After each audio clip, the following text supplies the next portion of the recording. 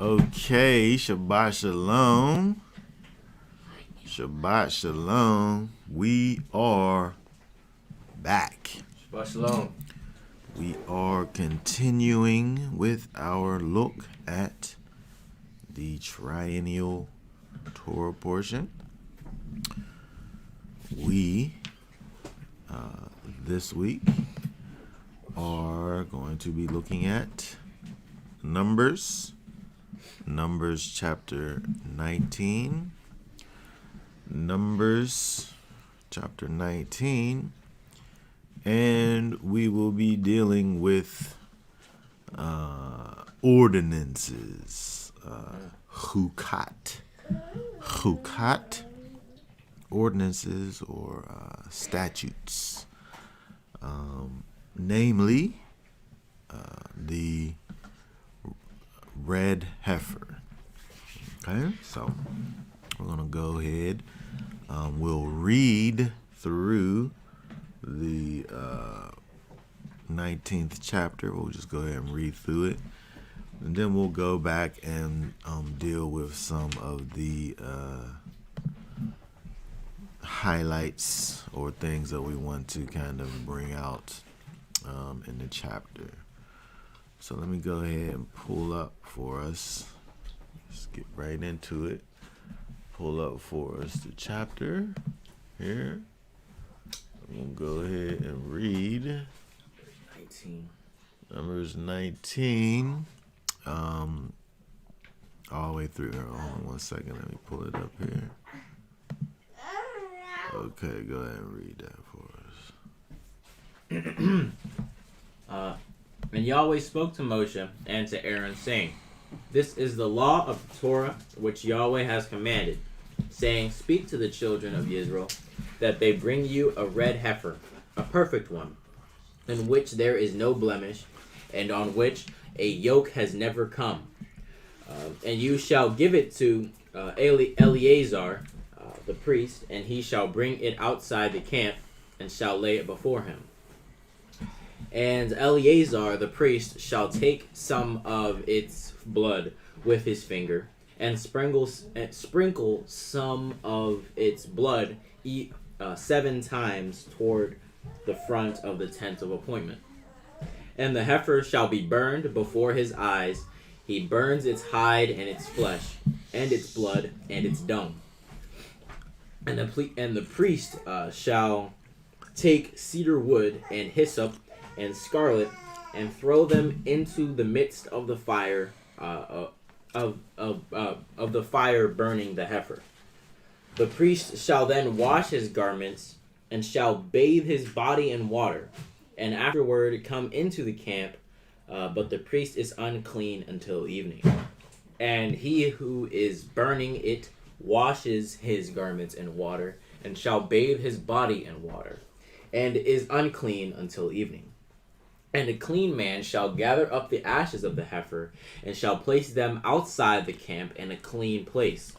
And they shall be kept for the congregation of the children of Israel, for the water for uncleanness. It is for cleansing from sin. And he who gathers the ashes of the heifer shall wash his garments, and is unclean until evening. And it shall be a law forever to the children of Israel, and to the stranger who sojourns in their midst. He who touches the dead of any human being is unclean for 7 days. He is to cleanse himself with the water on the 3rd day, and on the 7th day he is clean. But if he does not cleanse himself on the 3rd day, then on the 7th day he is not clean. Anyone who touches the dead of a human being and does not cleanse himself defiles the dwelling place of Yahweh. And that being shall be cut off from Israel. He is unclean, for the water for uncleanness was not sprinkled on him. His uncleanness is still upon him. This is the Torah when a man dies in a tent. All who come into the tent and all who are in the tent are unclean for 7 days. And every open vessel which has no cover fastened on it is unclean. Anyone in the open field who touches someone slain by a sword, or who has died, or a bone of a man, or a burial site, it is unclean for 7 days. And for the unclean being, they shall take some of the ashes of the heifer, burnt for cleansing from sin, and running water shall be put on them in a vessel. And a clean man shall take hyssop and dip it in the water, and shall sprinkle it on the tent, and on the vessels, and on the beings who were there, or on the one who touched a bone, or the slain, or the dead, or a burial site. And the clean one shall sprinkle the unclean on the 3rd day, and on the 7th day. And on the 7th day he shall cleanse himself, and shall wash his garments, and bathe in water, and shall be clean in the evening. But the man who is unclean and does not cleanse himself, that being shall be cut off from among the assembly, because he has defiled the set-apart place of Yahweh. Water for uncleanness has not been sprinkled on him, he is unclean. And it shall be a law for them forever. And the one who sprinkles the water for uncleanness washes his garments, and the one who touches the water for uncleanness is unclean until evening. And whatever the unclean being touches is unclean, and the being who touches it is unclean until evening. Okay, very good. All right, we'll go ahead and go back up, look at some things. Let's see here. We go back up to the top here. We look. We want to pay attention to, first of all, let's look at this. Let's look at this in another version here, just so we can see some things. If we look in verse 2, it says, "This is the ordinance of the law." What was that other one we saw just now? Hold on, let me see here if we look at this.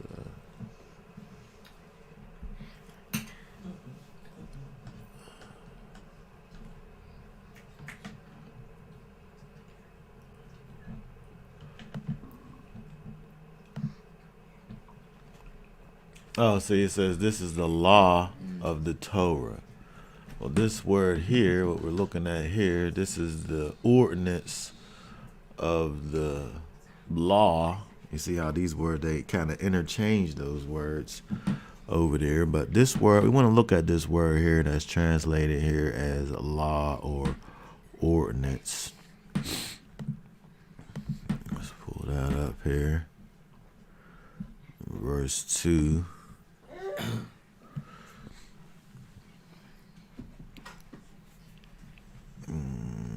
Ordinance, which is Chukkat.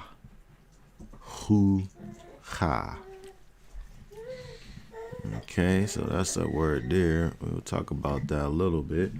We look at this idea here of statutes. We have, statutes and judgments and commandments. Sometimes we look at these things and they're interchangeable with each other, but we see that the way that the scriptures use them at times is, they're used different ways. And so as we think about this ordinance that we see over here in Numbers chapter 19, we first want to just deal with the fact of what actually is an ordinance. What differentiates it from a command, say, or a judgment. Let's look over let's look over. We're going to talk about Numbers 19, but we want to deal with this also here first. Here, if we look in Deuteronomy 6, read for us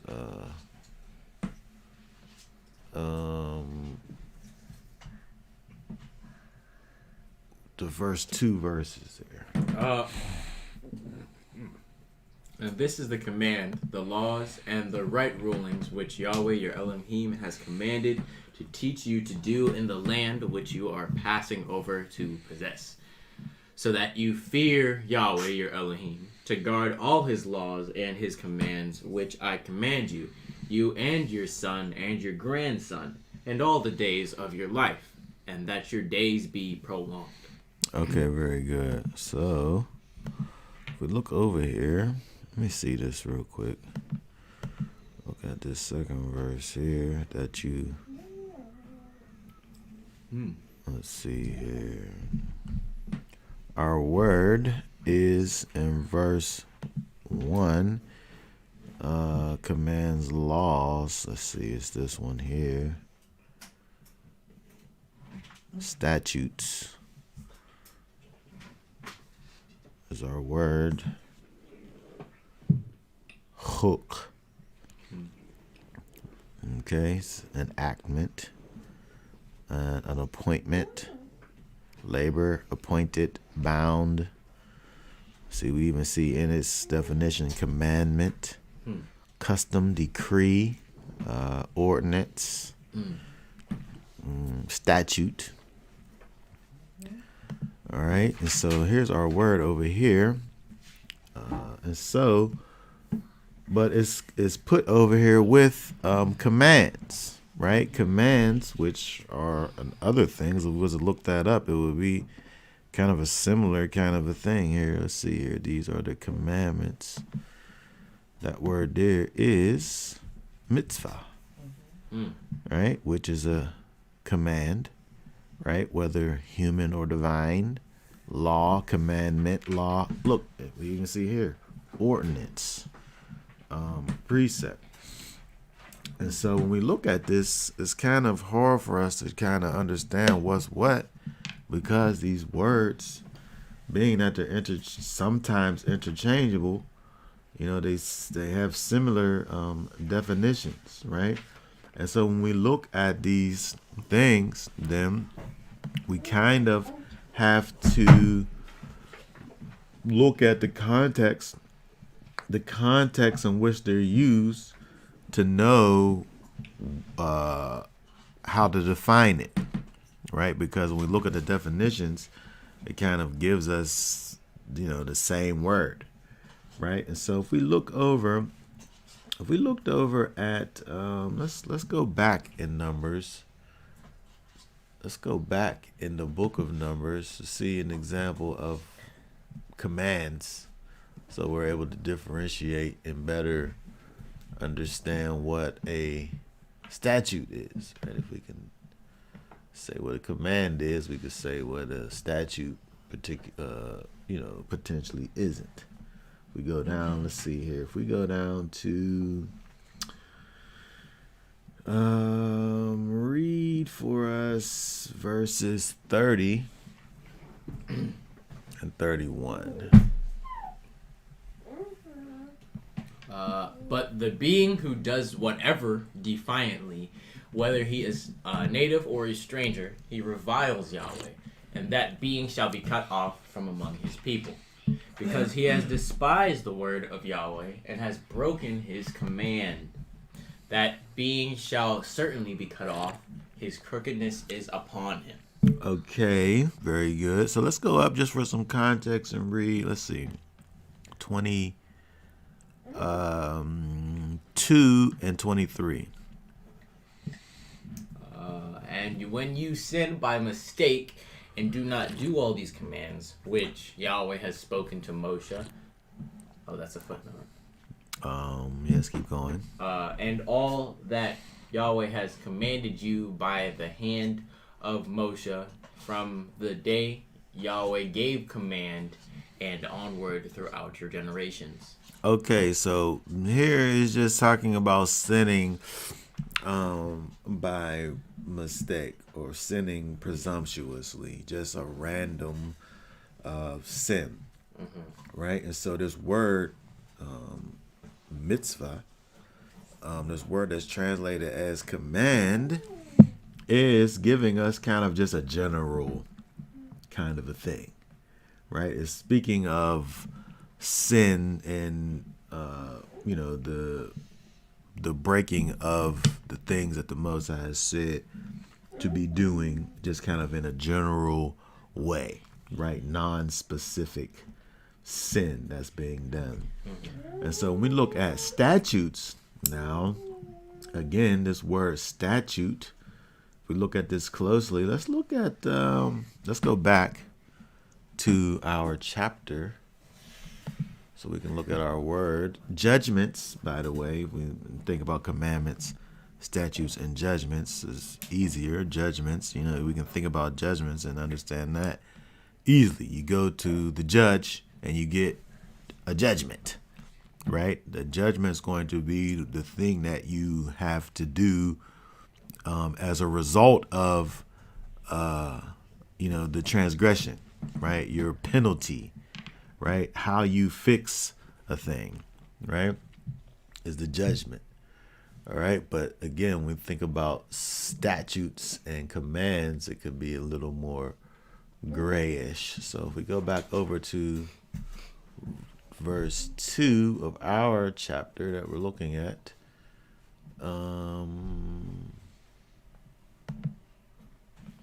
and let us pull up here our word 2708, which let's see here. We want to look at here. Let's look at is root, which is hok, an enactment, hence an appointment. It's kind of giving you the same things over here.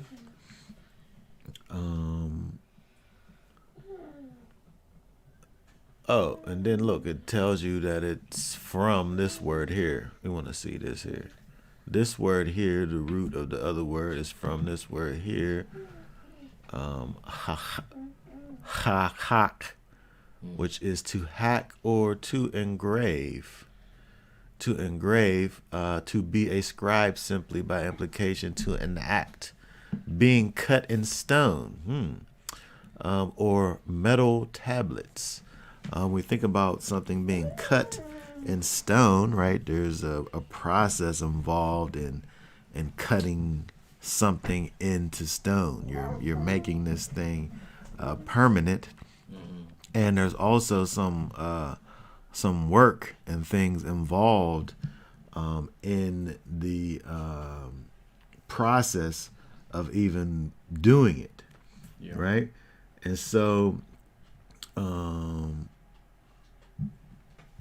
here, let me put this up here because I want to also look at something else we see over here, which is this right here, this prescribe, right? Prescribe. When we think about a prescription, right, you have this specific orders that are given from the doctor to the pharmacist of what is necessary to be given for this or that.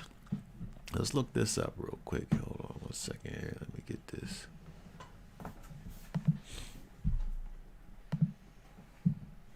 Let's see if I can get this up here.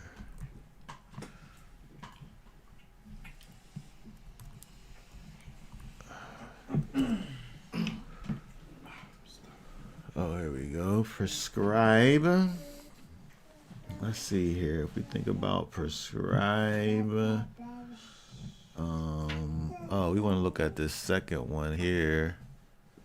To set or lay down authoritatively for direction, to give as a rule of conduct, as to prescribed laws or rules. Let's see here.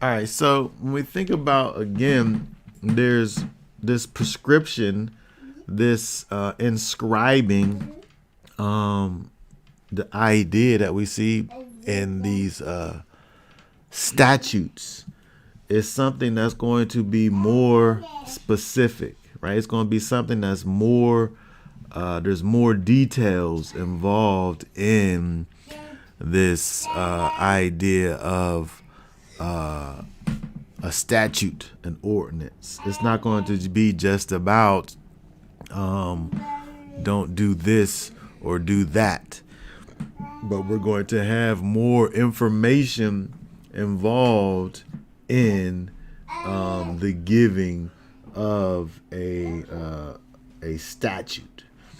And so let's well, we don't have to go to an example, because what we see over here is an example in Numbers chapter 19, with the way that it spoke about what is done with all of the instructions that's given. Okay. There's details involved. Here, I want to look at, let me see if I can pull up my whiteboard here. Let me see here. I want to look at this in the ancient here, if we can, for one moment. Take this over here.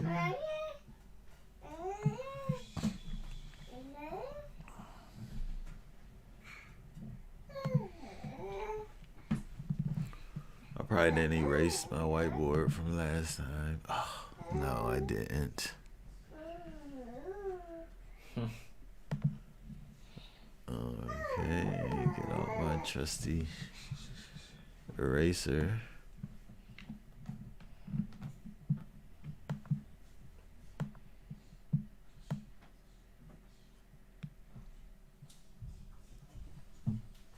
All right, so if we think about our word chuha, we have a, one second here, we have a chet,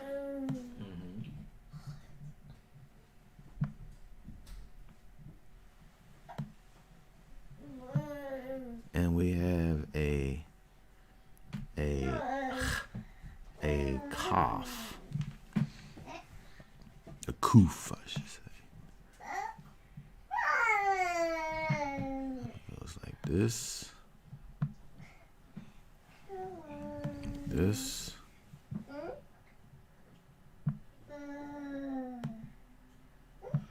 okay. And so if we think about that from a ancient standpoint, we have a fence. We have a fence. A fence is something that gives us differentiation. It keeps the things that are inside, and it keeps the things that are outside, right? It's the regulator of inside and out, right? And then the kuf is a sun. It's a sun at the horizon, which gives us the idea of a gathering of light. Okay? So when we think about the idea of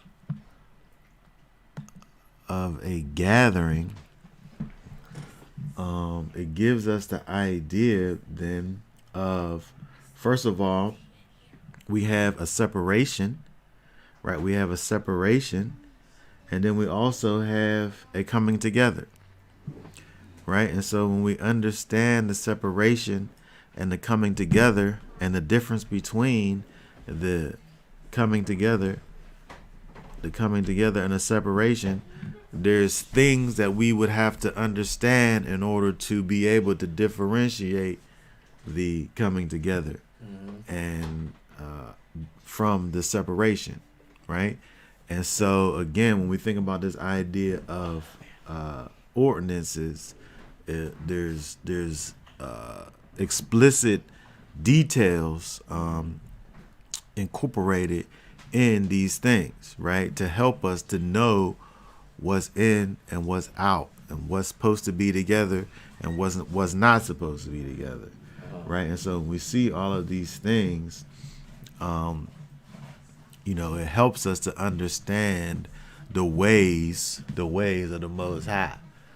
And so again, when we look over here, when we go back, let's go back to the scriptures over here. If we go back to Numbers 19, and we look, and we see this law that's given that talks about the cleansing of those who came in contact with death. Okay, the cleansing of those that came in contact with death. And it's interesting when we look at the placement of Numbers 19, because when we think about what happened previously with the people that came up against Aharon, when we think about Korah's rebellion, there was a lot of death, right? There was a lot of death that happened in the camp between the people getting swallowed up and the Most High bringing plagues upon these people. There was death that happened. People just dropping dead. People just getting swallowed up by the ground. And so now the Most High has to go and help for these people to understand now, what are we to do now that we have been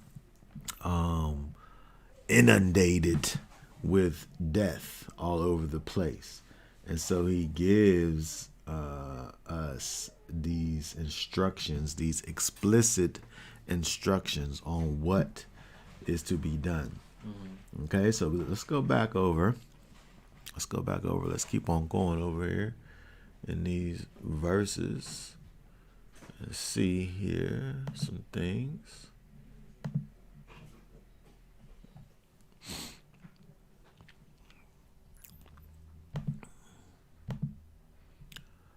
All right, so when we look over here, we see that the thing that's necessary, first of all, is this red heifer. This red heifer. Now, these things are quite a rare thing. These red heifers, first of all. So you have this female cow bullock, that this heifer that is that is red. And we think about the color of red, we think about blood, right? We think about blood, we think about life. And so we think about we can think about Adam. We can think about the beginning of life, right? And so when we think about this red heifer and its potential significance, the things that we think about when we see this red heifer is, in fact, life. This thing that is used to purify those that have come in contact with death, right?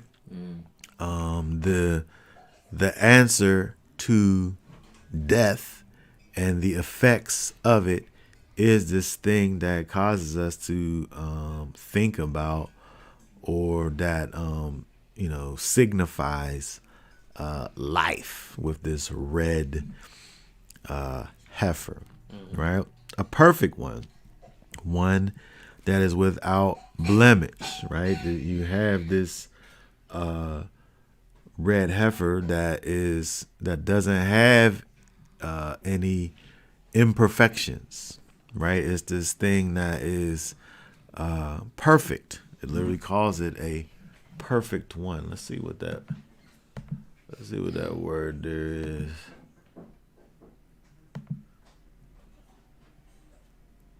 Without spot, no blemish.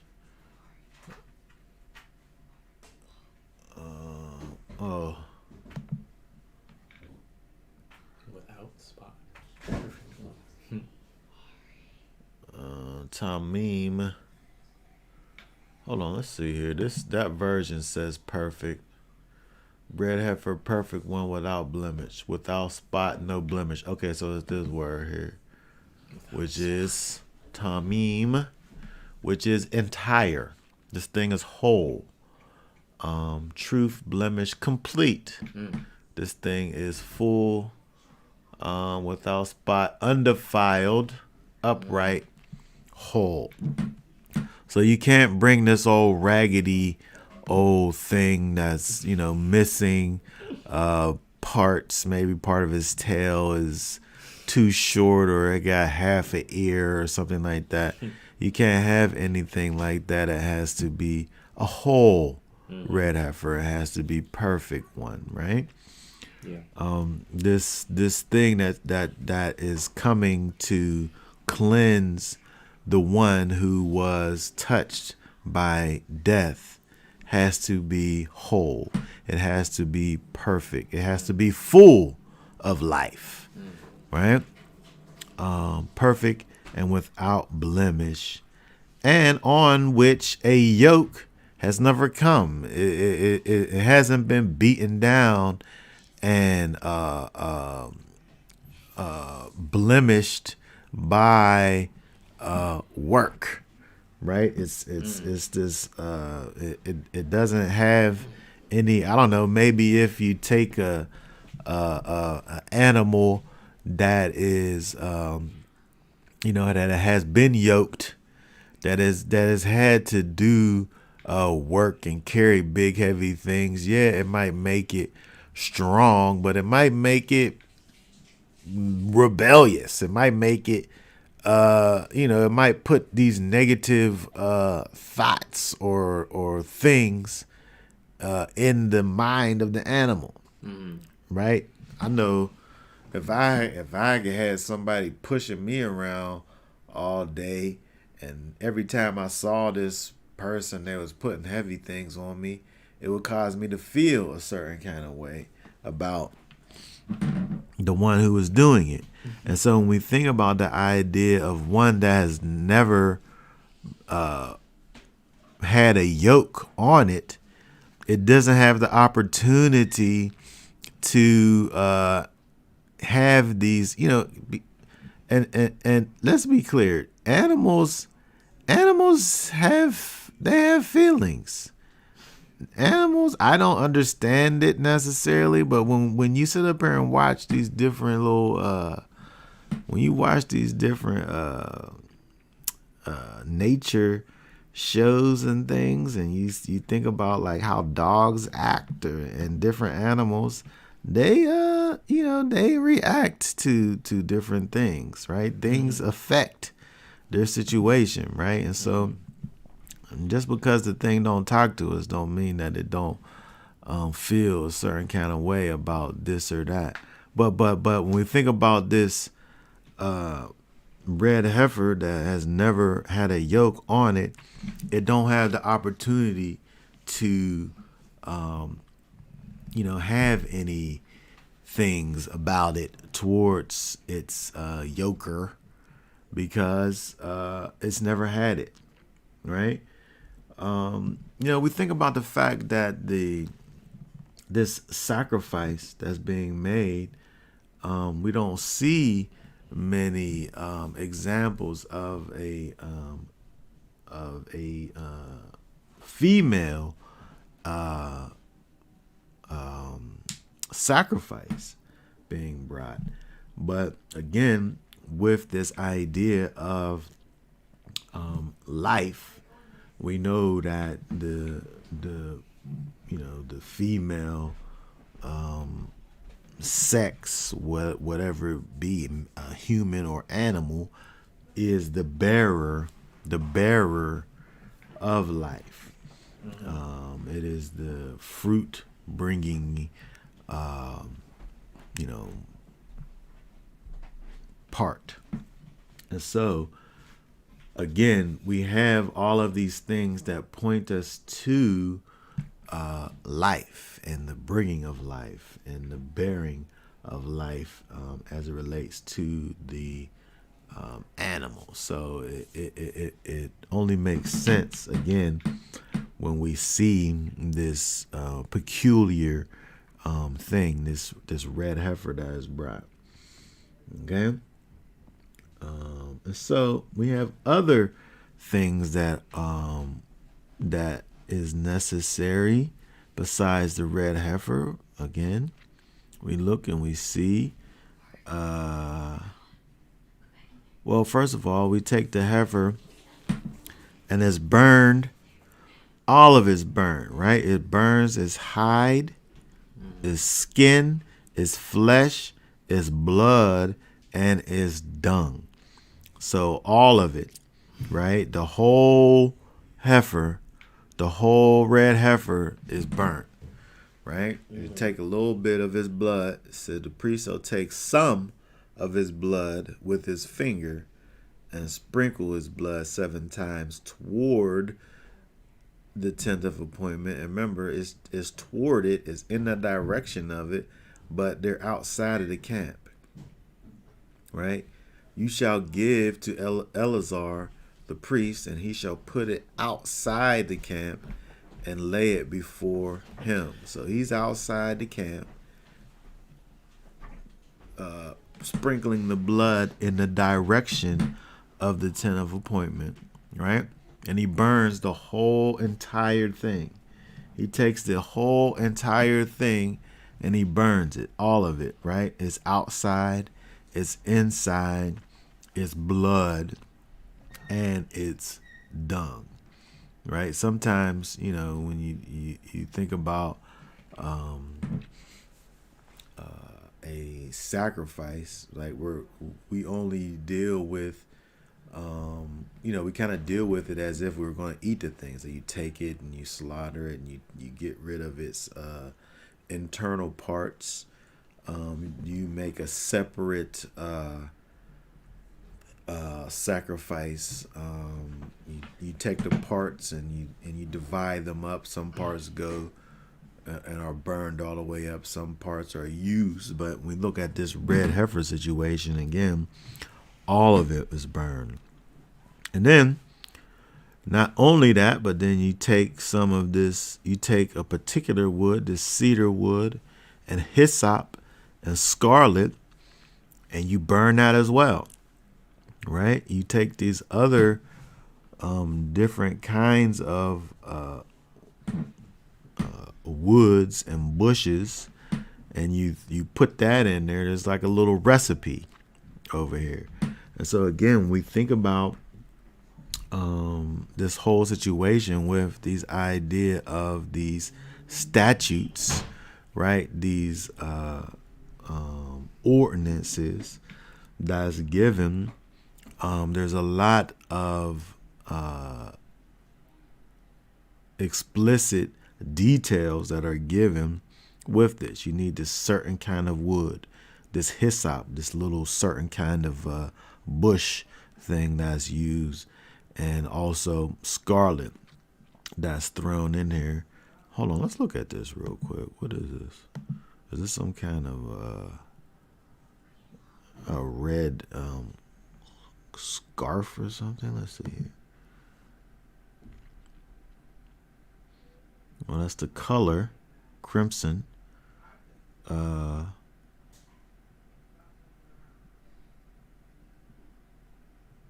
That's the color. What's this? Tola, a maggot. Interesting. So we think of a crimson grub. So this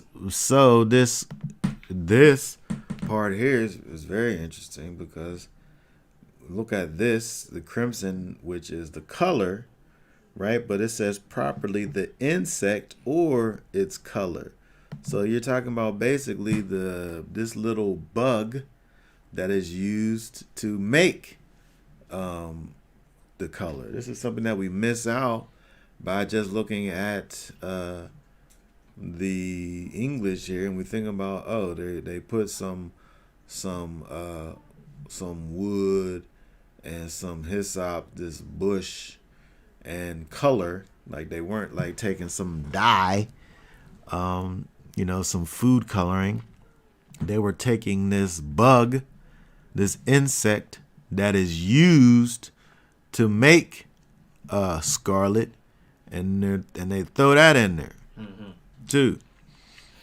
And again, you have this continuing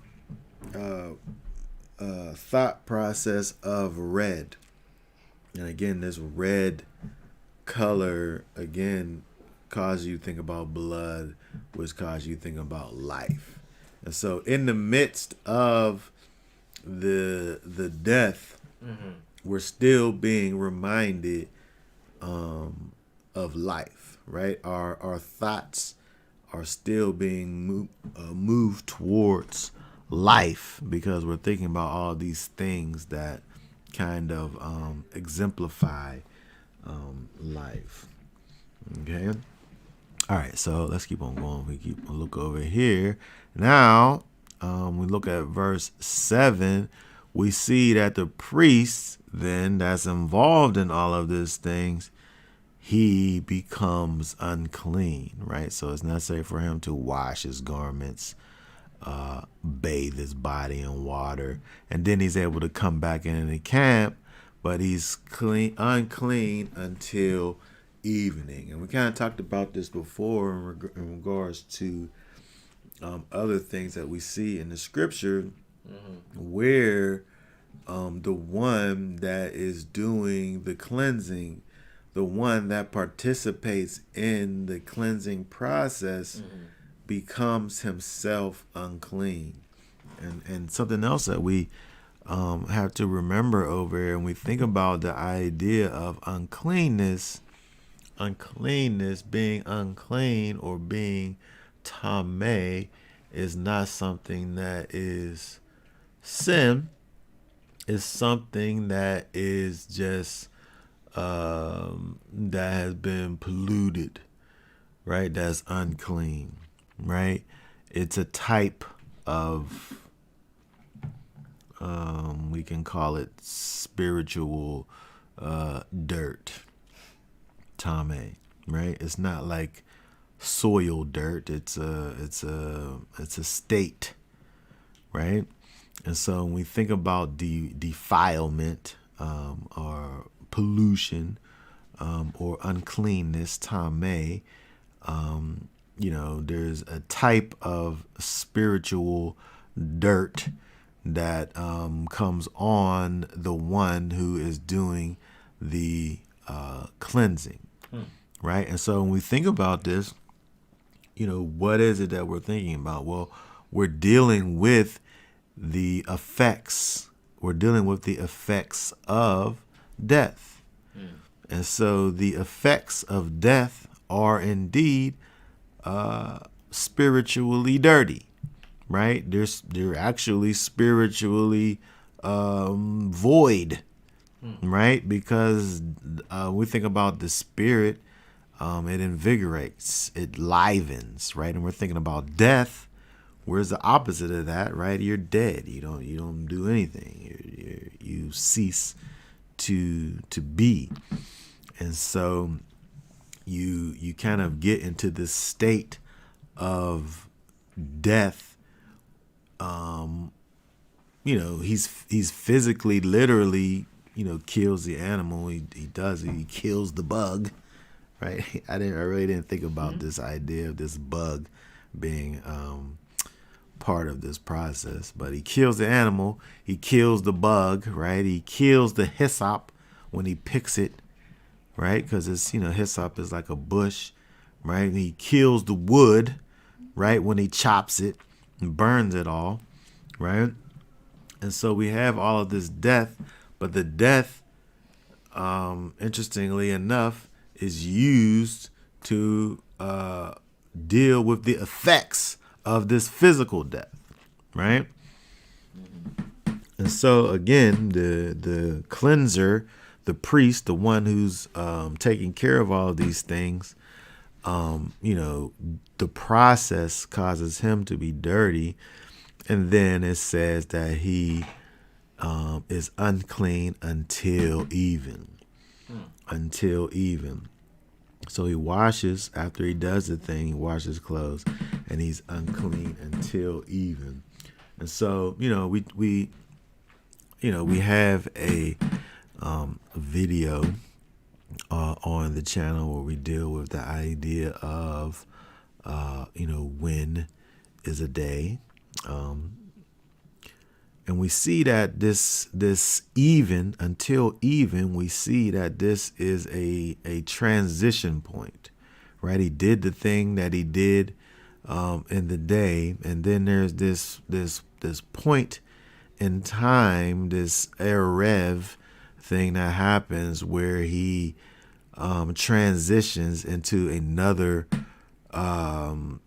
time period, right? It's kind of the finish line or transition point of the day in which he was doing this this act.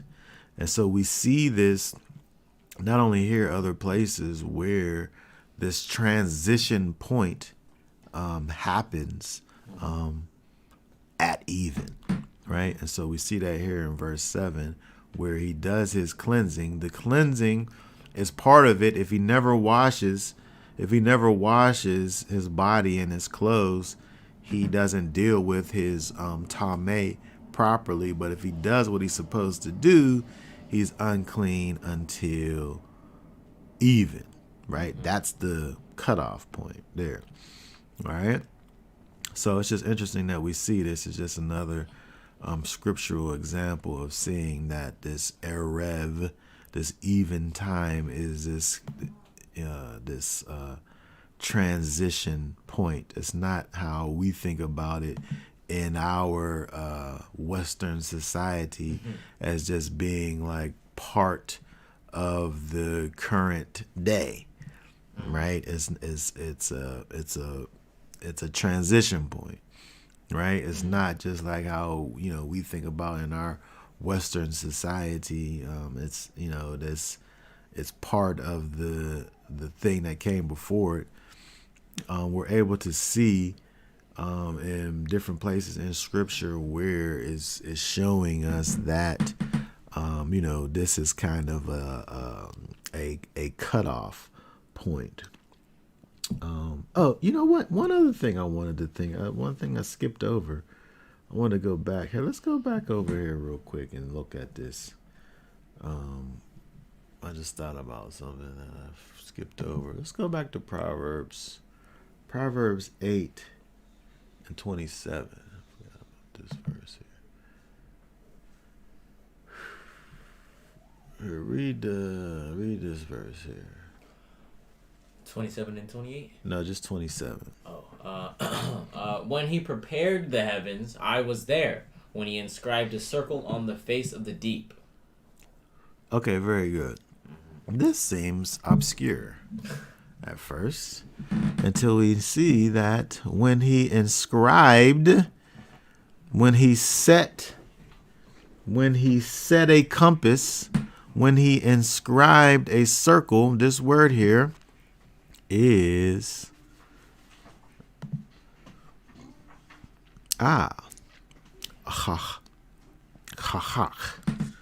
okay, that's our word. He engraved a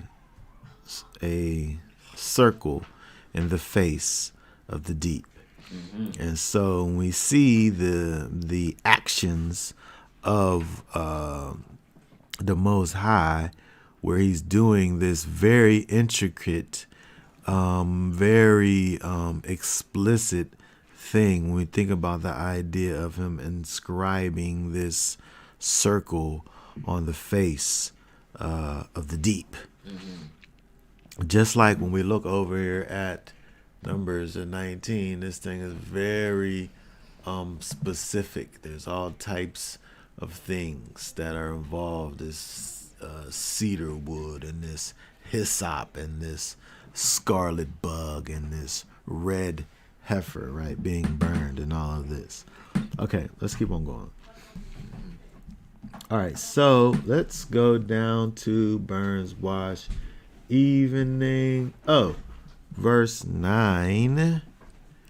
Read for us again, verse 9. And a clean man shall gather up the ashes of the heifer, and shall take place them outside the camp in a clean place, and they shall be kept for the congregation of the children of Israel, for the water for uncleanness. It is for cleansing from sin. Okay, let's look at some things here. We see there's a clean man. Well, first of all, here, let's read again verse 10 as well. Go along with that just so we can see. And he who gathers the ashes of the heifer, That's the clean man. Okay, go ahead. shall wash his garments, and is unclean until evening. And it shall be a law forever to the children of Israel, and to the stranger who sojourns in their midst. Okay, very good. So, we see this clean man. This clean man gathers the ashes, and then he becomes unclean. Right? This clean man gathers the ashes of the heifer, and then he has to go and wash his garments because he also becomes unclean, right? Just like the priest who did the burning in the first place. So the priest goes and burns everything up in this place where he burns it, and then he becomes unclean. But then the clean man, he goes and gathers up the ashes and takes them to a clean place. But it don't talk about the place being unclean. It calls the place clean where they take it, and it stays. I don't know if it becomes unclean. It seems like it's a clean place. Where these ashes are kept for the water of purification, for the water of uncleanness. But the man who works, who does the moving, he, though, again, becomes unclean. Which, again, we talked about this before. The ones who are involved in the cleansing of this death that happens, the consequences of death bring about uncleanness, right? And so we see it says over here, it is for cleansing from sin. And so it's interesting that we never see anything like this in the scriptures other than this whole red heifer thing, because again, we talk about the idea of a sin offering, an offering that's given for the purposes of sin, and it's a male goat, it's a lamb, right? It's a bullock, right? It's these things that are slain and his blood spilled, the sacrifice that's given for sin. But this is dealing with the cleansing from sin. It's not as if this red heifer is a sin offering. It's dealing with the cleansing from sin. And again, when we think about this whole idea, again, the wages of sin is death, right? A consequence of sin is death. And so when we think about this idea of cleansing from sin, what it's really dealing with is really the consequences of sin. Because again, what you're dealing with is the uncleanness, right? Is the tameness, right? That's being cleansed, right? There wasn't necessarily a sin that took place, but the cleansing of the effects of sin, and the effects of sin is death. And so what you're dealing with is the idea that when a person becomes dead by you, when you touch a dead person, right? When you're in the house of someone who dies, right? There's a uncleanness that happens that needs to be dealt with, right? The clean man that comes and takes the ashes and moves the ashes to a clean place, what sin has he committed? He didn't commit any sin. He's doing an ordinance, right? He's fulfilling a statute, right? He's actually doing the Torah, right?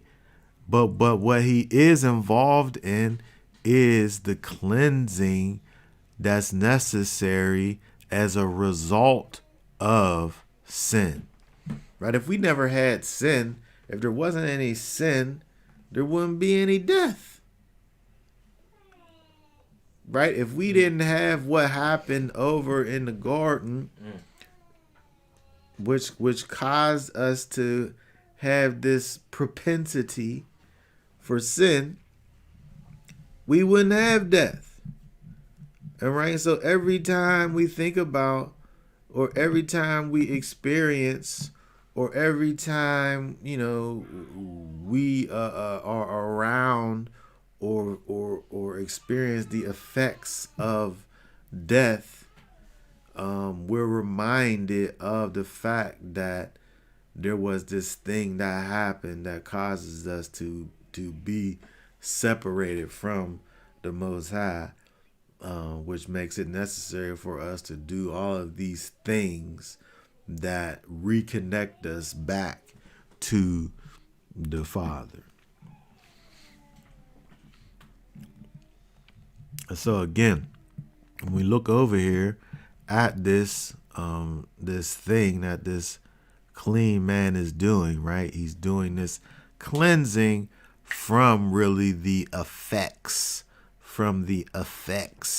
of sin, which is this uncleanness, which, if not taken care of properly, becomes sin itself.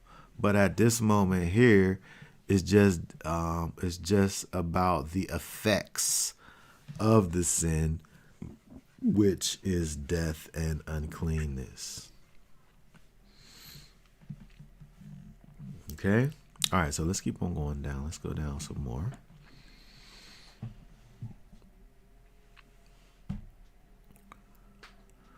Okay, now we see more details over here. And again, we see, I think this helps us to be able to understand better, I would say, this idea of Tameh, and this spiritual dirt that we see over here. Because when we look at verse 11, it says, read verse 11. He touches the dead of any human being. Oh, he who touches the dead of any human being is unclean for 7 days. Okay, so he's unclean for 7 days. If you touch a dead body, You got 7 days of uncleanness, right? Mm-hmm. And then what happens in verse 12? He is to cleanse himself with the water on the third day, and on the seventh day he is to clean. But Okay, just stop right there. Okay, so you're unclean for 7 days. It says you have this status of tameh for 7 days, but in the middle, on the third day, you washed yourself with this water. You're cleansed with this water, right? On the third day. On the third day, you washed, but you're not clean until the 7th day. And so it's necessary for you to do these steps, in the middle. Mm-hmm. But there's a little gap in between the time that you do it and the time that you're literally called clean. Mm-hmm. Which is interesting because, this don't cause me to think about nothing but Yeshua. Okay? Because, there's a little gap. There's a little gap in between the time that you was washed by the blood of Yeshua and the time that he comes and deals with us, right? There's a little gap, right? But as long as we washed on the third day, when that 7th day comes, we're clean. This right here, somebody could jump up and do the shout dance on this one over here, because we see over here with this law that we see with the red heifer, that you do this thing in the middle. You do this thing that the Most High says that's necessary for you to do. And then there's a gap, there's a pause, there's a separation between the act that you've done and the finality of that thing. Right? The third day. When you think about the fact that the third day represents Yeshua's resurrection. He resurrected on the third day. Mm-hmm. And on the 7th day, it says he is clean. So it's interesting. It's interesting when we look over here at this whole thing and see again this process that's necessary. And if a step is skipped, right? If a step is skipped, it says if he does not cleanse, read that right there. But if he does not cleanse. But if he does not cleanse himself on the third day, then on the 7th day he is not clean. He's not clean. You did this thing that's only supposed to last you 7 days. But if you don't follow the steps, then that 7-day period extends, right? It goes beyond it into perpetuity, I guess, until you cleanse the way that the Most High says that you're supposed to do it. Mm-hmm. And so it's interesting. It's interesting. We could think about this in many different ways. One being the fact that when we think about the idea of redemption, where we know that because of what it is that Yeshua has done for us, that we have indeed been redeemed. We've been redeemed by the blood of the Lamb, right? But yet and still, we sit here in this place. We sit here in this place that is not our home. We sit here in this place that we was brought to against our will. Mm-hmm. Yet, Yeshua said, you are free. Who the Son has set free is free indeed. But it helps us to understand that even though we've done all the things that is necessary for us to do, there's still some time that has to go by in order for us to be cleansed completely. Somebody need to be watching this and jumping up and down right now. Because when we look over here and see that the Most High in His Torah shows us Yeshua and what it is that Yeshua has done and is doing currently for us. You know, after we've done all that we are supposed to and been instructed to do, there's still a period of time that needs to go by for us to be able to get to the place of experiencing the fullness of our cleansing. And we see that right here in the Torah. Okay? All right, let's keep on going down here. All right, read again for us verse 13. Anyone who touches the dead of a human being and does not cleanse himself defiles the dwelling place of Yahweh. And that being shall be cut off from Israel. He is unclean for the water. For the water for uncleanness was not sprinkled on him. His uncleanness is still upon him. Okay, very good. All right, so again, this is a perfect example. It's a perfect example over here, and we look at verse 13 of how when we deal with this idea of uncleanness, this idea of tameh, that's not taken care of properly. Mm-hmm. Look, the consequences of this is that he is cut off from Israel. The one who touches the dead of a human being and does not cleanse himself is cut off from Israel. This is a very serious situation. This very serious situation of not dealing with the uncleanness that is upon you. Mm-hmm. And so it's interesting.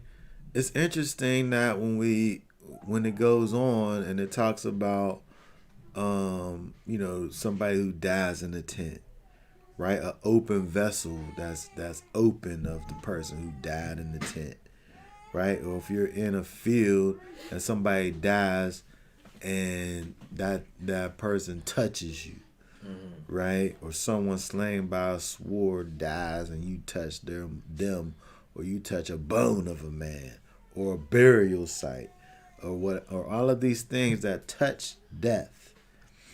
When we do all of these things that causes us to touch death or come in contact with death, it becomes necessary for us to cleanse as a result of that. When we don't cleanse as a result of touching death, there's consequences that come as a result of it. And when we look at these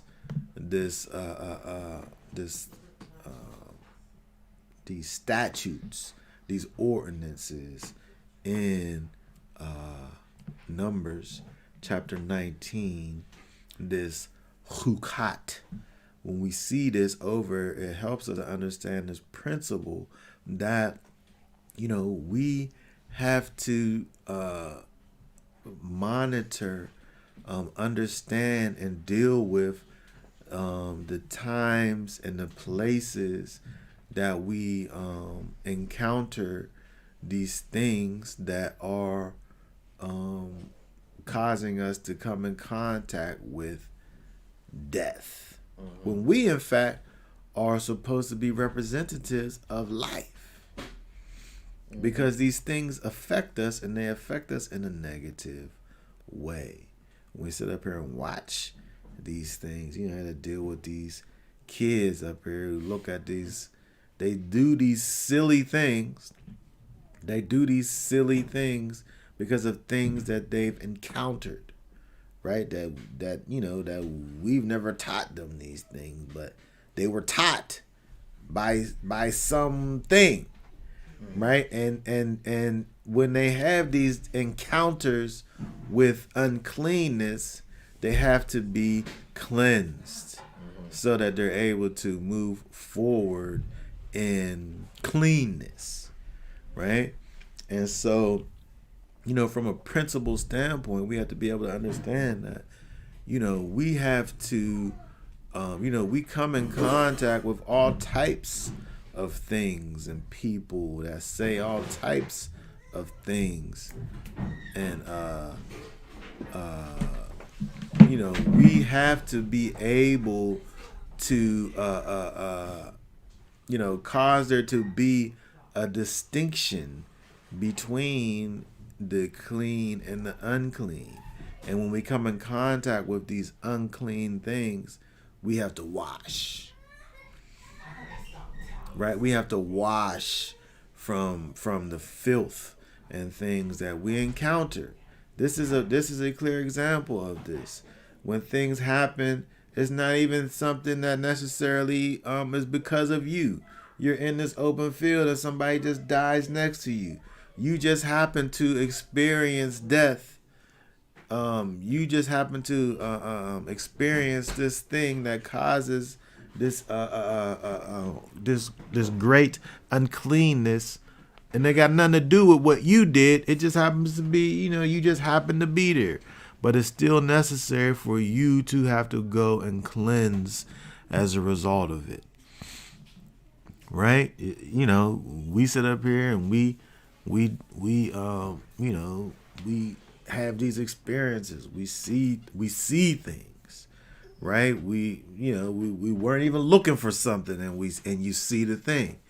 From a principle standpoint, we look over here, it helps us to understand that, you know, we have to always be about purifying our minds from the things that defiles us. Right? Whether it's something that you came in contact with on purpose, or whether it's something that you had no control over. And again, we look over in chapter 19. You know, these things are things like that you don't have any control over.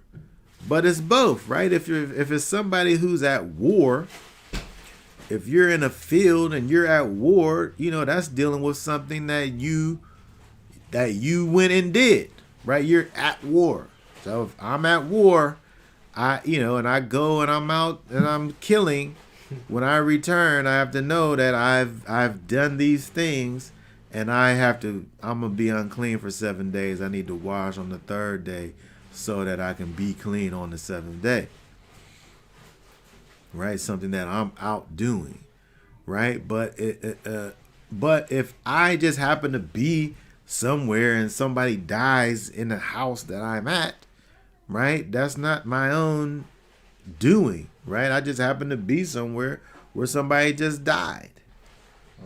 Right? Maybe I'm out, maybe I'm digging up my yard, I'm digging up my land somewhere, and I come across the bone of a man in the land that I purchased. I had no idea there was a bone of a man in this land that I purchased. But there's something that's necessary for me to now do as a result of it. Mm-hmm. Again, so we're thinking about this from a principle standpoint, whether we're intentionally getting involved in things or unintentionally getting involved in things. Yeah. It, that causes us to be unclean. We have to now deal with this uncleanness in a way that brings us back to a state of cleanness. People wasn't going to the hospital and dying. No, it wasn't like they had these hospitals, right? And now you talking about somebody who maybe is ill and is like getting ready to die, right? And so that's another thing. Like now, so that would be intentional, right? You go and see. I went and seen my grandma when I knew that she was going to die. Maybe I was a little bit late and she had already died. That's what happened. She had already died. But I went to where she was to see her one last time, right, before she got taken away. And so, again, that's the difference between you going and intentionally experiencing something that brings about uncleanness, or it just happening without your knowledge. And another thing to think about is verse 15 over here. Look at verse 15. Every open vessel which has no cover fastened on it is unclean. That right there is so interesting. Because when you think about it, from a principle standpoint, when we think about the idea of, look, this is talking about a vessel, right? Something that it could be a container, right? That has no cover fastened on it. When it's in a place of death, that death gets in it. And so, we can think about the idea of a covering in terms of a spiritual covering. When you don't have a spiritual covering, and you're in a place of death is going to come and affect you. It says an open vessel which has no cover fastened on it. Hold on. Let me see this. Okay, so we see it here, bound on it. What's that word? Patil, twine, bound, bracelet, lace, ribbonage, thread. This thing is tied onto it. It's a covering that's tied to it. Right? It is unclean. Okay? And so, again, thinking about this, from a spiritual standpoint, we have to protect the vessels that we are. Because we're always in these places that are full of death. That we are either intentionally or unintentionally being influenced by these unclean things. If we sit up here and watch the news, just a regular news every day, it's gonna cause us to think about things in the way that the things are being portrayed to us. And so, we have to be able to take the time, if we're going to be in these places that are touching us with death, we have to be thinking about it from a perspective of Numbers chapter 19 and begin to cleanse ourselves and understand that we've brought this uncleanness upon ourselves, but we don't have to remain in this state of uncleanness. We simply have to be washed and allow for the period of uncleanness to pass. But we have to deal with the uncleanness. And when we don't, again, it says that you are cut off. You're cut off from Israel. Yeah.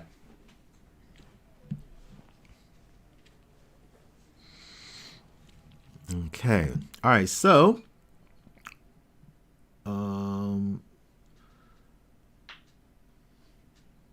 when we think about all of these things, again, from the very beginning,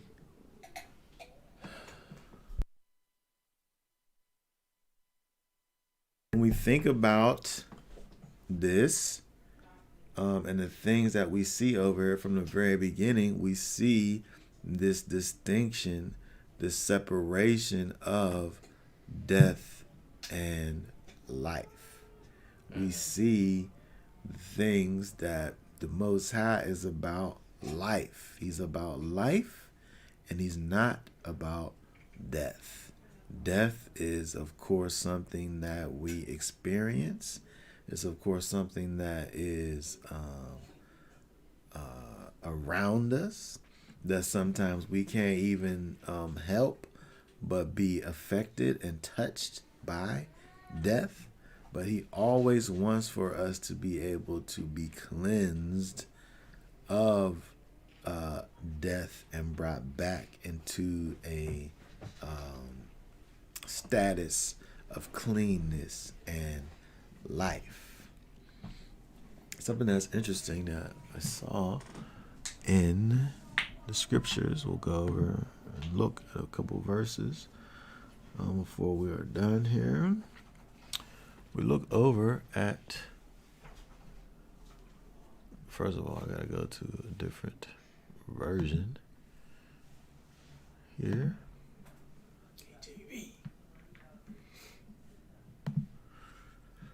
Let's see here. 7. Read verse 14. It says, "So when he was ready to die, he said thus, 'It is good, being put to death by men, to look for hope from Yah, to be raised up again by him. As for thee, thou shalt have no resurrection to life.'" Hold on, read that again. Read that a little better than that. It says, "So when he was ready to die, he said thus, 'It is good, being put to death by men, to look for hope from Yah, to be raised up again by him. As for thee, thou shalt have no resurrection to life.'" Okay, very good. So we think over here, when we think about what's going on over here and seeing this kind of a thing, when we live a life, that is about life, we talked about this a little bit last week. We live a life that is connected to the spirit and not the flesh. We know that we are indeed connected to the Most High. We know that we are indeed connected to life. And there's things that happen, there's things that go on in life that causes us to touch, to become in close contact with, to be influenced by death. But we have to be able to continue and remember that these things that we experience in this life are, things that are connected to this temporal existence. But we have to be spiritually minded, where we have our minds set on eternity. And so when we think about what's going on over here in Second Maccabees, where this man here is facing death. He's facing physical death, but yet and still knowing that these people who are bringing this death upon him, he said, "Thou shalt have no resurrection of life." These wicked people, because all they do is sit up here and bring about death, right? But when we're connected to the true and living Elohim, the things that we bring about in his kingdom, we bring about life. It's interesting that we in the even the psalm the psalm that we was reading today, Psalm 109, where we see that it's interesting that the psalmist here is calling all of this death and judgment and condemnation on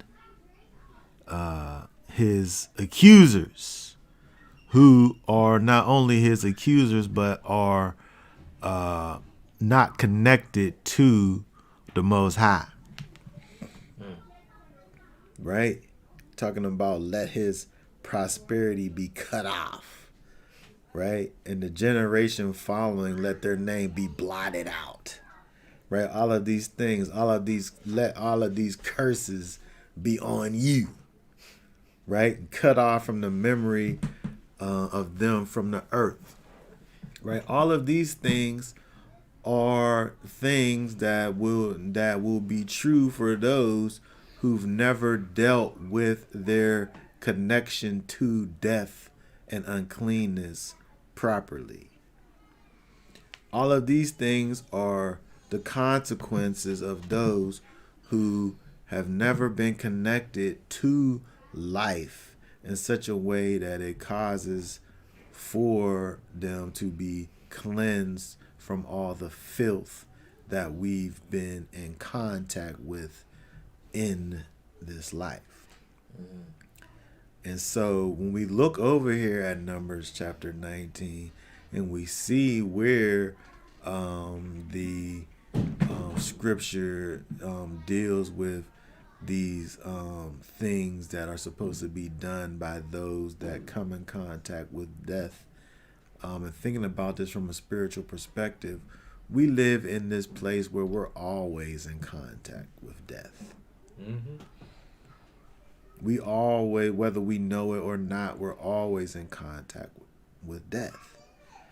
And so what we have to be doing is always dealing with our Master Yeshua and asking for his cleansing that only he is able to do in our hearts, in our minds, and even in our flesh, to bring us to a state of cleanness. Because we go out here and we touch these things and we look at these things and we listen to these things that brings about uncleanness in us, and that is going to always have an effect on us. I don't care who you are. Yeah, you got people who pass away and then they go to the supermarket that same day and touch things, and so it's like, they're on their way to the repast and somebody forgot to get the Cool Whip for the sweet potato pie, and they just got finished putting their hands on the person in the casket. And then they go pick up the Cool Whip and then they bring it back and then they fix your plate. And so, when we think about the idea from a principle standpoint, there's uncleanness all around us. And so just because we're not walking around in the land and there's no temple and there's no priest, it doesn't mean that there's not still uncleanness. Of course there's uncleanness. And so what we have to do is pray to our Master Yeshua that he cleanse us from all these things that we sit up here and touch and come in contact with every day. Because these things are still true even to this day. He said, hold on. If we go back over here,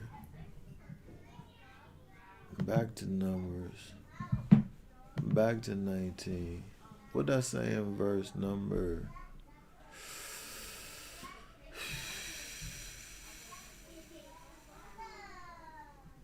Which verse is it?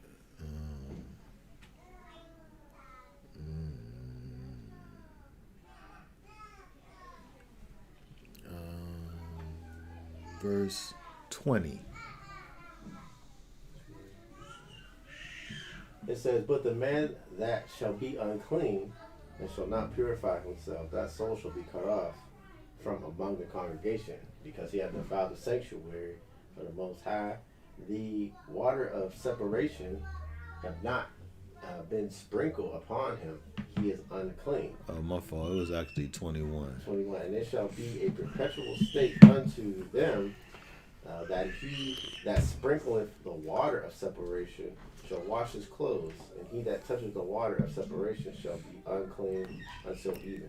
He said over here that this shall be a perpetual statute.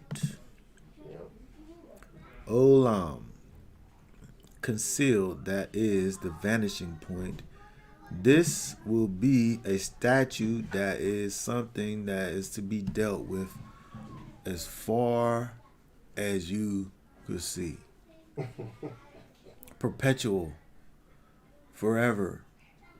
You can't see the end of it. There might be an end, but you can't see it because it's way over there. Perpetual statute.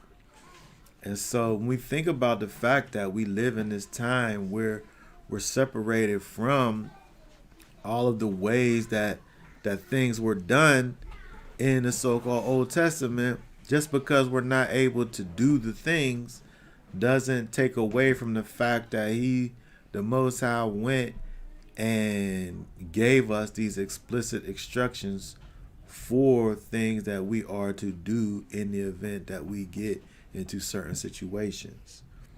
And so now what we have to do is, from a spiritual standpoint, understand that, in a principle standpoint, is that, this law shows us that there's things that are going to defile us in this world that we don't have any control over.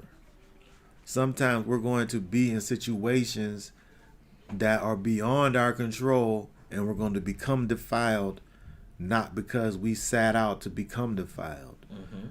But what we have to do then is look to our Master Yeshua for cleansing, so that the defilement that we experience does not continue to affect us and cause us to be in a continual state of defilement. Mm-hmm.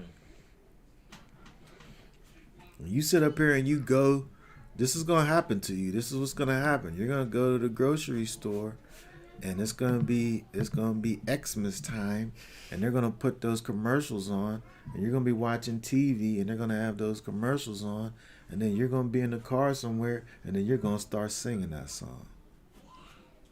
Because that thing just got in your mind, not because you sat up there and was thinking about it, but it just got in there from the places that you was at.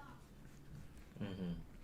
And so we have to take the time, which this Numbers chapter 19 is helping us to understand the idea that we're going to come in contact with unintentional defilement and things that are unclean, and it's necessary for us to then cleanse ourselves of these things. And we can see the spiritual connection when we think about the fact that you washed up on the third day, but you wasn't clean until the seventh day. As if to say the washing was only part of it. And so again, when we think about these things that how much more so when we live in this wicked world and we have to have so many interactions with all of this wickedness, how do we think that wickedness is not going to affect our situation, our minds, things that we see? We have to seek out the washing of the waters of purification, which again, we find today in Yeshua.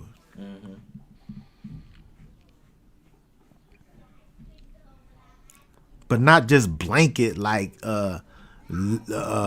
me sit up here and say, well, let me apply the water of separation through Yeshua on me perpetually now. So like I put a force shield on myself.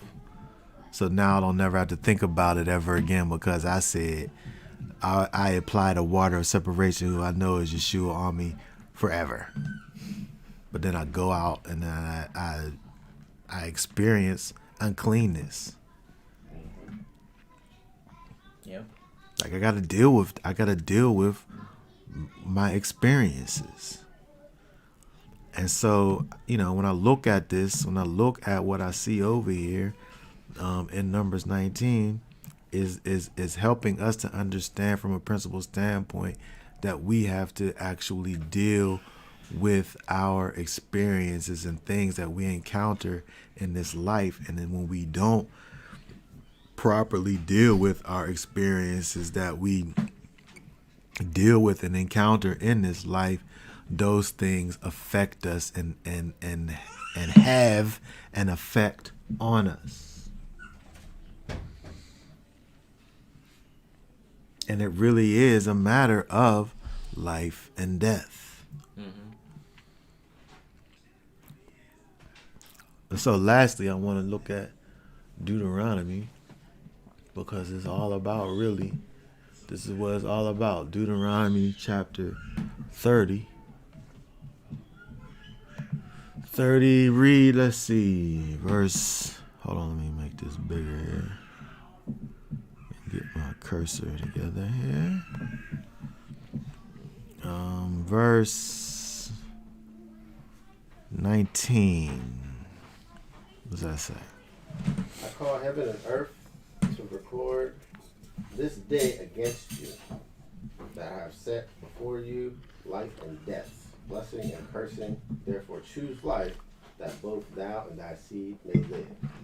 This is something that we have to continually be involved in. We have to continually be involved in choosing life.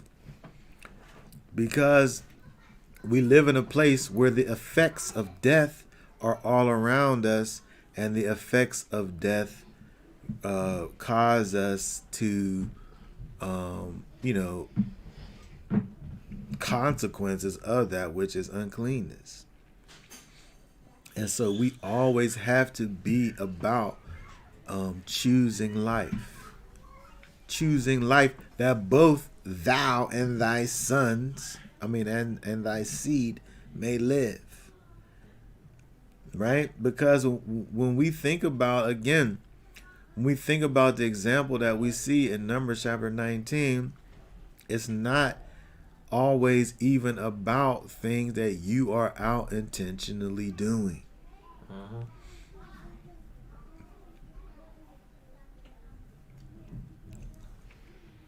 People could just drop dead next to you. Somebody could just drop dead next to you and bring death into your situation.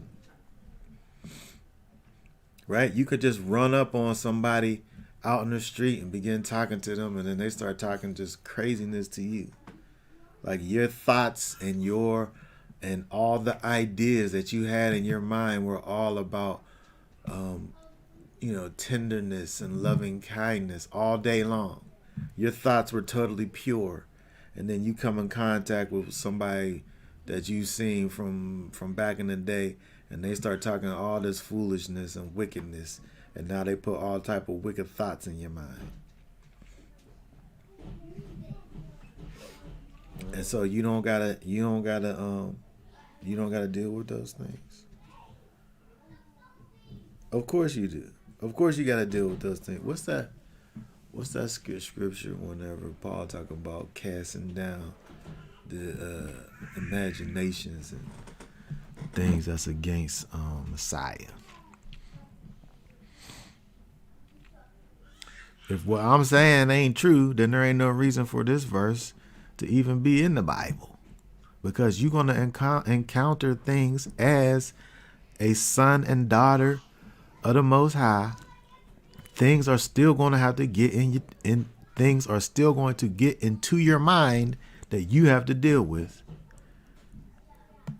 or else there's going to be consequences. We found the verse? Oh yeah, 2 Corinthians 10:5. Hold on. Where's my cursor? I can't see these little words. Yeah, I don't know how you say that. 2 Corinthians 10.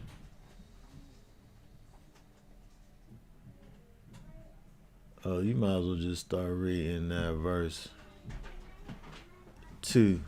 Verse 2. But I beseech you that I may not be bold when I am present with that confidence, wherewith I think to be bold against some, which think of us as if we walked according to the flesh. But though we walk in the flesh, we do not war after the flesh. For the weapons of our warfare are not carnal, but mighty through the Most High, and pulling down of strongholds, casting down imaginations and every high thing that exalts itself against the knowledge of the Most High, and bringing into captivity every thought in obedience of Messiah.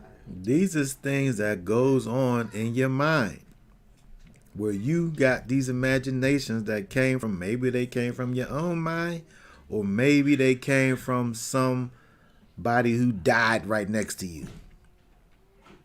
Maybe they came from this experience that you just had in the flesh, where it's causing you to have a thought about this or that. And so now, if you don't sit up there and deal with these thoughts, these things that enter into your mind, whether you put them there or your experiences that you just experienced put them there, whether you just bumped into somebody out in the world or looked up and seen some wickedness on a billboard or whatever it was, it becomes necessary for you to now cast this thing down. Every high thing that exalts itself against the knowledge of Elohim, which you have. You have the knowledge of Elohim, and you have to have the knowledge of Elohim to know that there's something that's exalting itself against the knowledge of Elohim. So this is only talking to people who are walking in Messiah. And there comes times when it's necessary for you to deal with these experiences that you have had or are having. And if you don't, then it causes you to be not only in a state of uncleanness, but it moves you over into that state of sin, just like we see over in Numbers chapter 19. This here is not sin by having this imagination that's exalting itself against the knowledge of Elohim. But once you allow for that thing to cause you to move into other areas, it brings you over into sin. Right? If it talks about the idea of bringing into captivity every thought of obedience, of every thought to the obedience of Messiah, then if you're doing that, you're you know, that's causing to think about the idea of thoughts that you are having that's leading you into disobedience. Right? And you have to counteract these things that are going on inside of you. And so again, we think about Numbers chapter 19 from a spiritual standpoint. It's talking about, you know, people dying, you touching dead bodies, you being unclean as a result of this experience that you had. Now, what is it that you're going to do about it? And so again, from a spiritual standpoint, you know, we having these experiences that we have out in this world, you know, we're in this world. We have to we have to experience many things and deal with people who are not always you know, holy and righteous people. And so when this happens, how do you how are you affected by those things? Do you deal with the effects of being in close proximity and touching uncleanness? Do you deal with that properly? I think that you know, this Numbers chapter 19, you know, again helps us to you know, think about this thing, you know, more carefully, because again, we don't have total control of our surroundings, right? Unless you just are, you know, encased in a bubble, you know, physically, mentally, spiritually, you know, maybe that person is fine, but I'm not encased in a bubble, mentally, spiritually, physically. I have to go out and interact with the world and allow for the world to interact with me. And so as a result of that, I have to seek out the water of purification that I find in Messiah. Just like these people had to sit up here and do that when it happened, you know, we have to you know, seek out the cleansing that Yeshua provides through his Ruach HaKodesh in us, to help us to maintain that straight and narrow path, so that we don't in our mind begin to veer off and have things working in our minds and things that don't belong there, right? Which again are just these effects of sin. And so, just like I said over in Deuteronomy chapter 30 and 19, where we have to therefore choose life. And again, we're talking about the idea of choosing life continually.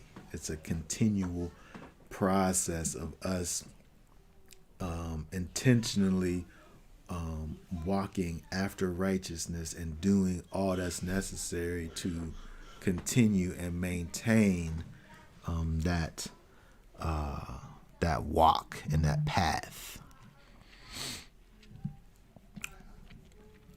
Okay. All right, very good. So, that being said, do we have any thoughts, questions, comments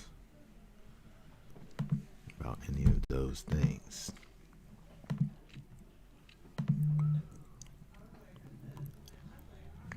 All right, so that being said, we want to remind everyone to like the video, share the video, let people know what we're doing over here.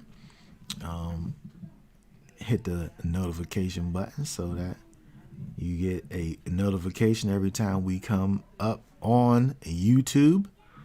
We want to let everybody continue on with your Shabbat day today. We hope that you have a blessed rest of the Shabbat.